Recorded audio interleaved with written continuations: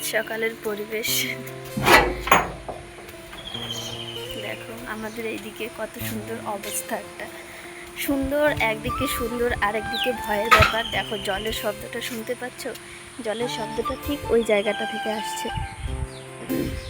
এই জায়গা থেকে যখনই ভারী বৃষ্টি হবে তখনই এত পরিমাণ জল যাবে। আর এখন তো জলটা তবুও একটু কম রয়েছে। যখন জলটা একটু বেশি থাকে তখনের শব্দটা যদি তোমরা শুনো তাহলে ভাববে কি অবশ্যই যেন মনে হয় ফারাক্কার বাঁধ কেউ ছেড়ে দিয়েছে, এরকম একটা অবস্থা হয়। তো সকাল সকাল আমি তোমাদেরকে আমার গাছের কয়েকটা ফুল দেখাতে নিয়ে আসলাম। চলো দেখাই তোমাদেরকে ফুলগুলো কীরকম হয়ে রয়েছে। তার আগে আরেকটা ভালো জিনিস দেখাই, দাঁড়াও। অনেক কষ্ট করে যেতে হয় জায়গাটাতে। তো এই যে দেখো ফুলটা, যেটা আমার সব থেকে প্রিয় ফুল। এটা যখন আমি কলেজে লাস্ট ইয়ারে পড়ি তখন লাস্ট ইয়ারের লাস্ট পরীক্ষার দিনকে বাড়ি ফেরার সময় একটা বাড়িতে ঢুকে, কলেজের পাশে বাড়িতে ঢুকে আমি আর আমার বান্ধবী দুজনে মিলে এই ডালটা চেয়ে এনেছিলাম। আর গাছটা দেখো, সেই এই যে একদম ছোট্ট একটা ডাল এনেছিলাম। আর এই যে দেখো আজ আমার গাছটা কত বড় হয়ে গেছে। মোটামুটি 3 বছর হয়ে গেল। তো এই 3 বছরে আমার গাছটা এত বড় হয়ে গেছে। আর যেটার জন্য কিন্তু আমি খুব হ্যাপি, কারণ দুটো ডাল এনেছিলাম, আমি দুটোই লাগিয়েছিলাম। তার মধ্যে একটা ডাল মারা গেছে, আর এই যে একটা গাছ এত বড় হয়ে গেছে, এখন আমার থেকেও অনেক উঁচু। আমি একটা ফুল পারতেই পারি না। যখন নতুন ফুল ফুটতো তখন কিন্তু আমি পারতে পারতাম। তো এখন এত বড় হয়ে গেছে। চলো দেখাই তোমাদেরকে আমি গাছটা। সকাল দেখো, এই যে আমার কাঠগোলাপের গাছটা, এই গাছের ডালে কিন্তু অনেকেই চেয়ে নিয়ে যাচ্ছে। আর এই যে দেখো, এই জায়গাটায় যে ডালটা ভেঙেছে, এটা কিন্তু কয়েকদিন আগে সুপারির খোল পরে ভেঙে গিয়েছিল ডালটা। আর এখন কত সুন্দর সুন্দর ফুল ফুটছে গাছে। এখন তবুও একটু কম রয়েছে, যদিও আরও কিছুদিন কি মোটামুটির দিকে ভালোই ফুল ফুটবে। আর গাছটা আমি অনেক শখ করে লাগিয়েছিলাম, তো গাছটা এতটা বড় হয়ে গেছে। আর ওটা যেহেতু হলুদ আর সাদা রঙের কাঠগোলাপ, আর এই যে দেখো এই গাছটা, এটা কিন্তু সাদা আর লাল রঙের কাঠগোলাপ। তো এই গাছটা অনেকটা স্ট্রাগল করছে, 3 থেকে 4 বছর বয়সের। দেখো যখনই এর ডাল বের হয় তখনই এই যে সুপারির খোল পরে কিন্তু গাছটা ভেঙে যায়। আর এবার দেখো গাছটাকে বাঁচাতে আমি কি করেছি। আর এই গাছ লাগানোর শখটা কিন্তু আমার ভীষণ রকম, কিন্তু এখন জায়গার অভাবে আমি সেরকম গাছ লাগাতে পারি না। আর সেরকম মন পছন্দসই গাছও আমি খুঁজে পাই না যে লাগাবো। আর এই যে দেখো এখন কিন্তু গাছটা বেশ ভালোই হয়েছে। কদিন আগেই বেশ সুন্দর একটা ডাল বেরিয়েছিল দুটো। তো এই সুপারির খোল পরেই ডালটা ভেঙে গেছে। আর এই যে দেখো এই দিকটাতে কিন্তু এখন মোটামুটি মোট 4টে ডাল বেরিয়েছে গাছটাতে। 4টে না, সরি, হ্যাঁ 4টেই বেরিয়েছে। আর এই যে দেখো কাঠগোলাপ গাছে যে হলুদ ফুলটা ফুটেছে, ওই ফুলটা ফুটে কিন্তু একদম মায়ের যে মা যে দুধ কচুর গাছ লাগিয়েছে ওই গাছের উপরে পড়েছে। তারপর ওই যে ওইদিকে নিচে পড়ে আছে। এদিকে তো শশা গাছ দেখো, শশাও একটা ধরেছে, দেখাচ্ছি। দুটো শশা বুড়ো হয়ে গেছে। তো এই যে হচ্ছে শশা হয়েছে একটা। আর এইদিকে হচ্ছে আমাদের গন্ধরাজ লেবুর গাছ। দেখো লেবু গাছে কত লেবু ধরেছে। এদিকে দেখো ছোট্ট ছোট্ট পুঁইশাক গাছগুলো আজ কত বড় হয়ে গেছে। অনেক রকমের গাছই রয়েছে। তো গত বছর শখ করে এই অর্কিড ফুলের গাছটা এনে লাগিয়েছিলাম সুপারি গাছে। তো দেখো এই গাছটাও বড় হয়ে গেছে অনেকটা পরিমাণ। তো এটাতেও ফুল ফুটেছিল। তো এখানে একটা রয়েছে, আর এই যে এখানে একটা রয়েছে। আর এই ঘিয়া জবা ফুলের গাছটা এনেছিল মা আমাদের বাড়ির ওখান থেকে। তো এই সব গাছ এখন এত বড় হয়ে গেছে। চলো বাকি কাজগুলো করি। তো বাকি কাজগুলো তো রয়েছে। তো তোমাদেরকে আমি আমার গাছগুলো দেখালাম কত সুন্দর করে। দেখলেই তো আমার কাঠগোলাপ গাছটাতে কত সুন্দর ফুলটা ফুটেছে।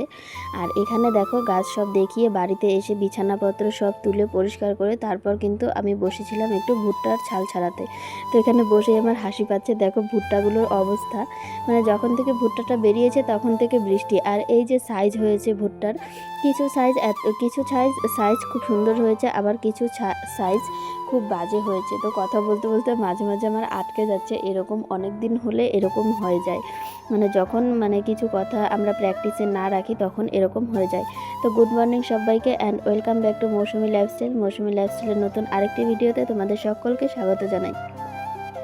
ভিডিও দেখতে দেখতে ভিডিওর কোনো পার্ট যদি ভালো লাগে তাহলে চ্যানেলটা সাবস্ক্রাইব করে আর লাইক কমেন্ট শেয়ার করে তোমরা সবাই পাশে থেকো। তো কথা বলতে বলতে দেখো অনেকগুলো ভুট্টাই ছাড়ানো হয়ে গেল। মাঝে মধ্যে অনেক ভুল ত্রুটি হয়ে যাচ্ছে আজকে কথা বলতে, আমি বুঝতে পারছি না কেন। ওভার ভয়েস দিতে গিয়ে আজকে কেন জানি না এত রকম কথার সমস্যা হয়ে যাচ্ছে। তো এটা যখন আজকে হচ্ছে, তো এই সমস্যাটা আমার আজকে সারা দিনই হবে। আর এখানে দেখো বাসন মাজতে এসে আমি যে উপরের দিকে তাকিয়েছিলাম আকাশের দিকে, সেটা হচ্ছে আকাশের দিকে তাকিয়ে থাকার একটাই কারণ, আর সেটা হচ্ছে আকাশের দিকে তাকিয়ে যখন আকাশ দিয়ে প্লেন যায় তখন আমি সেটাকে দেখি সব সময় তাকিয়ে। আর মা বলবে দেখো আমার মেয়ে বড় হয়েও এখনও বড় হয়নি, এই অভ্যেস এখনও গেল না।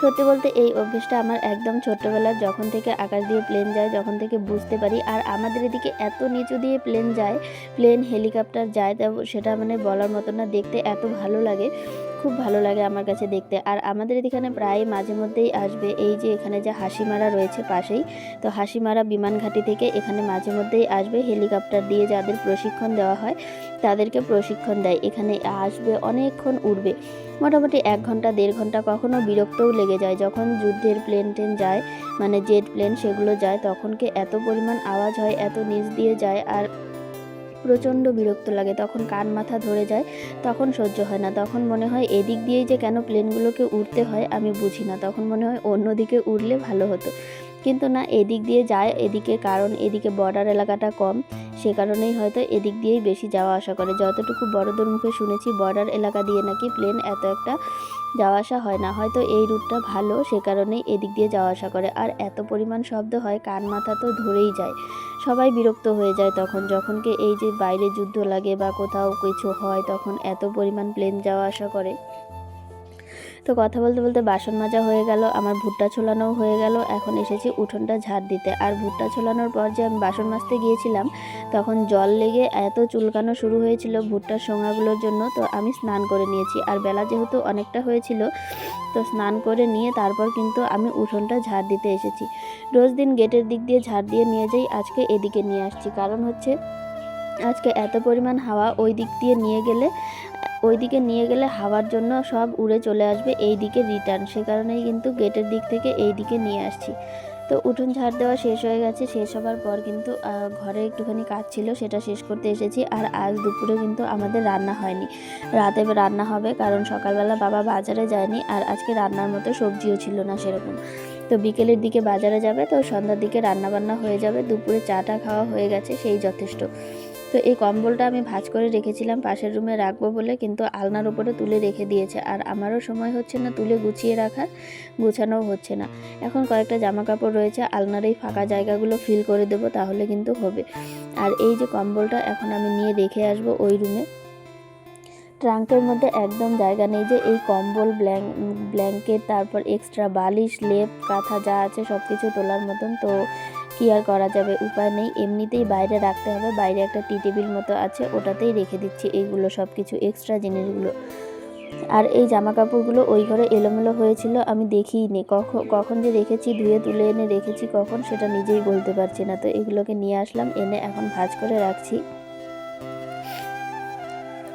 এই জিনিসগুলো ভাঁজ করে রাখবো। আর এই যে দেখো ভিআইপিটা সেদিনকে নামানো হয়েছিল কিন্তু আর তোলা হয়নি, কারণ ভিআইপিতে কিছু ডকুমেন্টস ছিল যেটা, আর জানো তো এই ভিআইপির রহস্য, এটা আমার মায়ের বিয়ের ভিআইপি, মানে মায়ের বিয়ের সময় এই ভিআইপিটা দিয়েছিল। এই ভিআইপি করেই নাকি মা ওরা যে জামা কাপড় নিয়ে যেত, তারপর আরও কি বলে, এগুলো নিয়ে মা নাকি বাবার বাড়িতে যেত। তো এই ভিআইপিটা দেখলেই মায়ের বিয়ের কথা মনে পড়ে যায়।